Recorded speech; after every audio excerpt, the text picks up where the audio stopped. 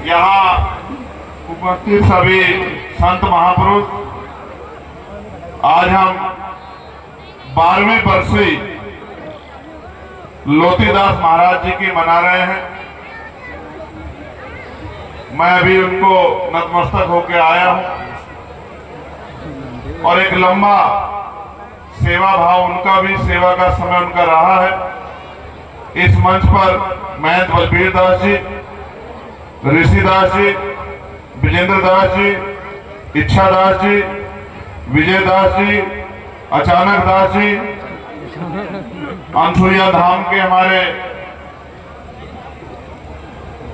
महाराज सतीश दास जी, आचार्य गंधारी जी, सतपाल दास जी, रितेश दास जी, राजेंद्र दास जी, रेखा दास जी, प्रेम दास जी और भी इनके साथ साथ बहुत से संत यहाँ उपस्थित हैं। इस पूरे कार्यक्रम की शोभा बढ़ा रहे बहुत बड़ी संख्या में यहां से जुटे इस क्षेत्र के महान मेरी माओ बहनों, छोटी बच्चियों, छोटे बच्चों, प्यारे भाइयों, बड़े बुजुर्गों, ये एक अच्छा अवसर है कि हम यहाँ लोग इकट्ठा हुए हैं। और जब हम यहाँ इकट्ठा हुए हैं, आवाज नहीं, प्लीज शांति का नाम जलाए, तो हमें इस पावन त्याग तपस्या की जगह से आज एक बुराई जो हमारे अंदर है, जिसको हम मानते हैं कि बुराई है और समाज में इस बुराई का कोई स्थान नहीं है, उसको छोड़ने की घोषणा अपने मन से करनी चाहिए। अगर हम यहाँ आए हैं और जैसे आए हैं उसी बुराइयों को लेके वापस चले जाएं तो अच्छा नहीं, क्योंकि आदमी गलतियों का पुतला है। तो कई बुराई ऐसी आपके जीवन में अगर आ गई हो, नशा है, व्याभिचार है, क्रोध है, मोह है, लोभ है, ये जो इतनी बुराइयां हमारे आसपास है, अगर इनमें से कोई भी बुराई आपके अंदर हो तो आज आप उसको त्याग सकते हैं। क्योंकि जिन संतों को मैं इस गद्दी से जुड़े हुए देख रहा हूं, उनके वस्त्रों को देख रहा हूं, तो मेरे मन में ये विश्वास पैदा हो रहा है कि संतों का जीवन आसान नहीं। एक तरफ वो अपना जीवन समर्पित करते हैं समाज को भंवर से निकालने के लिए, सही रास्ता दिखाने के लिए, और तमाम तरह के अभाव में रह के, भूखे प्यासे, गर्मी, आंधी तूफान में रह के उनको तमाम मर्यादा का पालन भी करना पड़ता है। वो आपके मेरे जैसे नहीं कि पैंट शर्ट पहन ली है, कोट पैंट पहन लिया है और इधर निकल गए हैं। तो ये उनके लिए मर्यादा है और ये मर्यादा उनको शक्ति देती है, उनका त्याग, तपस्या, बल, ये मर्यादा, उनके नियम। तो हमें अपने जीवन में जो बुराइयां हैं उनको छोड़ के आगे बढ़ना है। मैं माननीय अध्यक्ष जी भाई विनय तन सिंह जी ने बहुत अच्छी बातें आपको बताई। हमारे भीम आर्मी के जिला संयोजक और हमारी पार्टी के जिला अध्यक्ष और तमाम पार्टी के वरिष्ठ नेतागण भी यहाँ मौजूद हैं। उनकी भी इच्छा थी मैं यहाँ आऊं।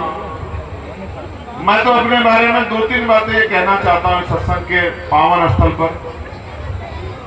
मैं शायद बिरला हूं जिसे इतना प्यार समाज करता है। मेरे जैसा शायद इस समय कोई नहीं और नहीं जिसको समाज इतना प्यार करता है। भाई चंद्रशेखर आजाद जिंदाबाद, भाई चंद्रशेखर आजाद, भाई चंद्रशेखर आजाद। और मैं ये देखता हूं, क्योंकि कल रात हम 11:30 बजे थे और गांव से लोग, बहनें, माएं, बच्चियां, बच्चे सड़कों पे खड़े थे, 3-4 घंटे इंतजार कर रहे थे। मैं इनको कुछ देता भी नहीं, मैं इस अभी हैसियत में भी नहीं उनकी कोई डिमांड पूरी कर दूं। लेकिन मैं मानता हूं अगर ये संतों गुरुओं का आशीर्वाद मेरे सर पे है और हमारे कुलगुरु जगत गुरु सतगुरु रविदास जी महाराज का आशीर्वाद मेरे सर पे है, तो मैं गारंटी से आपको कह सकता हूं कि अगर 10-15 साल का जीवन मिला तो मैं आपको लिख के देता हूं कि आपके दुख पीड़ा खत्म हो जाएंगी। इस बात का मैं आपको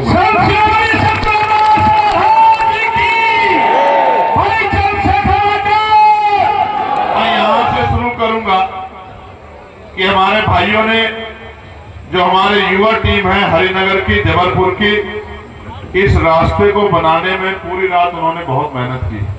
मैं दिल की गहराइयों से उस पूरी टीम का बहुत बहुत धन्यवाद करता हूं, जिन्होंने पूरी रात लग के और दिन में अपना ट्रैक्टर लगा के अपने फावलों से किस तरह से इस पूरे रास्ते को तैयार किया। इस पे भी मैं एक बात अभी कह ही देता हूं, ऐसे दोनों हाथ ऊपर करो और प्रार्थना करो सद्गुरु रविदास जी महाराज से कि ये जो 6 महीने बाद मौका आ रहा है, ये मौका फल फूल जाए।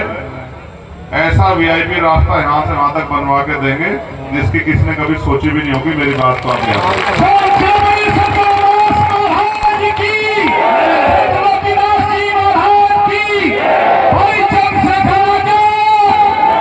हरिनगर से और यहाँ अगर सुई गिर जाएगी तो चमकेगी। मेरी बात को याद रखना।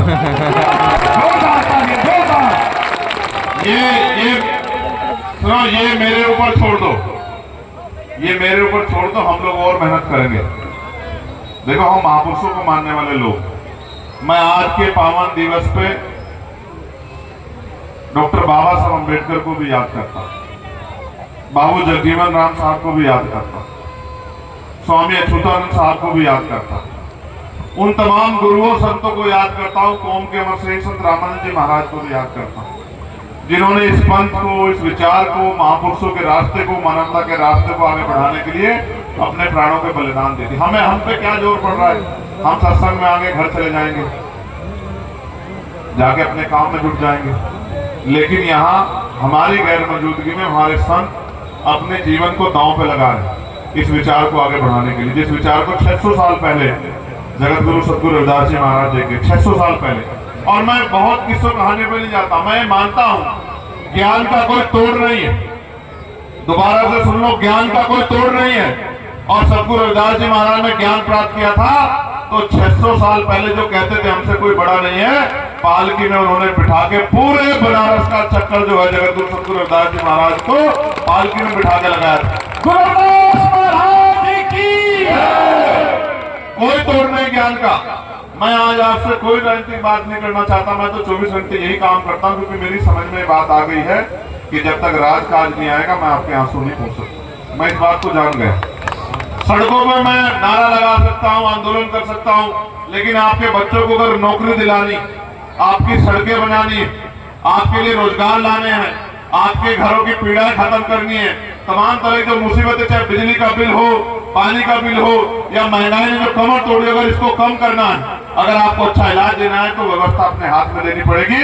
और जब तक व्यवस्था अपने हाथ में नहीं आएगी कोई बदलाव नहीं हो सकता। आप मेरी बात को याद रखो, सुनना सभी बातें। तो जब तक याद रखो, जब तक कुर्सी पे आपका आदमी नहीं बैठेगा तो आपके दर्द को दर्द नहीं माना जाएगा। अमीर अगर गरीबों का हितैषी होता तो इस देश में कोई गरीब नहीं होता। अमीरों के यहाँ 56 तरह के भोजन मिलते हैं और गरीब रूखी रोटी खा के, सूखी रोटी खा के अपने पेट पे हाथ फेर के अपने बच्चों का उनका लालन पालन करता है, उनकी हिम्मत बढ़ाता है, उनको एहसास कराता है कि उनको तकलीफ ना है।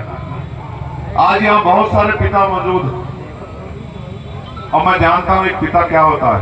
वो भूखा रहता है, वो अपने लिए चप्पल जूता नहीं खरीदता, अपने लिए स्वेटर जर्सी नहीं खरीदता, लोई नहीं खरीदता, लेकिन अपने बच्चों के जो है उनकी तरक्की के रास्ते मजबूत करने के लिए तमाम तरह के प्रयास करता है। इतनी मेहनत करने के बाद आजादी के 70-75 साल बाद भी आज भी सुख सुविधाएं हमसे बहुत दूर है, बहुत दूर।